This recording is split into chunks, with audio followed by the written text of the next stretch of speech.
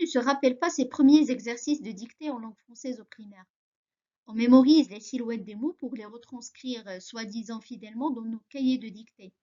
C'était pas toujours facile, n'est-ce pas? Surtout quand il s'agit de découvrir un système linguistique différent de la langue première. Dans son roman Vu, lu, entendu, Driss Shaibi raconte sa première exposition à une langue différente de la sienne. À l'Institut Gessus, j'appris le français par le commencement, l'alphabet. Il était sous-développé. Comparé à notre alphabet à nous, il lui manquait plusieurs lettres. Les sons g, s, t, z, al, et j'en passe. Notre professeur était très patient avec moi, répétait en souriant, ce n'est pas une traduction de l'arabe, c'est une autre langue. Lorsqu'il me fallut allier des consonnes et des voyelles pour former des mots, ce fut l'incompréhension totale. Ainsi, Driss Shaibi souligne le rapport problématique au code orthographique, surtout lorsqu'il s'agit d'apprendre une nouvelle langue étrangère.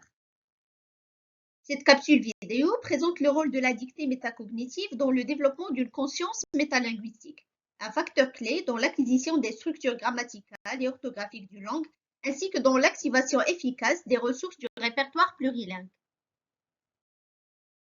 La dictée métacognitive ou dictée d'apprentissage est une pratique pédagogique qui place l'apprenant au cœur d'un processus de résolution de problèmes. Elle permet de générer des discussions grammaticales entre pairs, de verbaliser les différentes représentations afin de construire des connaissances grammaticales solides. Ce n'est donc pas une simple transcription d'un texte. La dictée métacognitive engage l'apprenant dans une réflexion active sur ses stratégies, ses erreurs et ses corrections.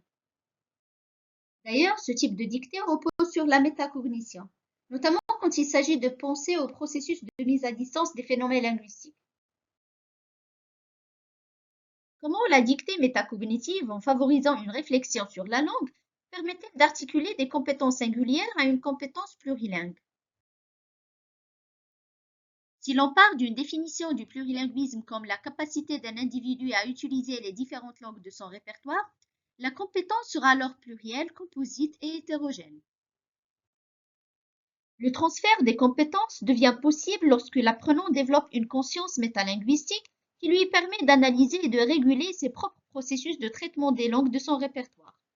La dictée métacognitive favorise une réflexion sur les spécificités d'une langue tout en l'inscrivant dans un plurilinguisme dynamique. Dans un contexte plurilingue, la dictée métacognitive permet une meilleure compréhension des structures linguistiques, une flexibilité cognitive accrue, un renforcement des capacités d'autorégulation et une amélioration des compétences rédactionnelles.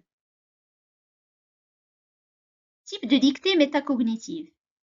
La dictée zéro faute. Il s'agit de dicter un court texte, mais à la fin de chaque phrase, les apprenants expriment leurs doutes orthographiques.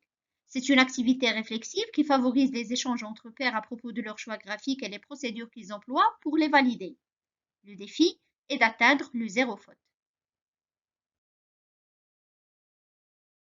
Dans ce type de dictée, le doute orthographique permet aux apprenants de confronter leurs connaissances grammaticales et orthographiques et de trouver des solutions aux problèmes qu'ils ont eux-mêmes soulevés.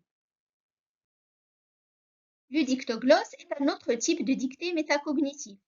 L'idée est de reconstruire le texte en se concentrant sur le sens et la structure grammaticale.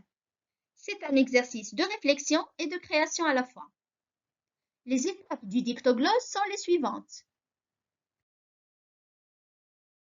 Me voici donc seul sur la terre, n'ayant plus de frères, de prochains, d'amis, de société que moi-même. Le plus sociable et le plus aimant des humains en a été proscrit par un accord unanime. Ils ont cherché dans les raffinements de leur haine quel tourment pouvait être le plus cruel à mon âme sensible, et ils ont brisé violemment tous les liens qui m'attachaient à eux. J'aurais aimé les hommes en dépit d'eux-mêmes. Ils n'ont pu qu'en cessant de l'être se dérober à mon affection. Les voilà donc, étrangers, inconnus, nuls enfin pour moi puisqu'ils l'ont voulu. Mais moi, détaché d'eux et de tout, que suis-je moi-même? Voilà ce qui me reste à chercher.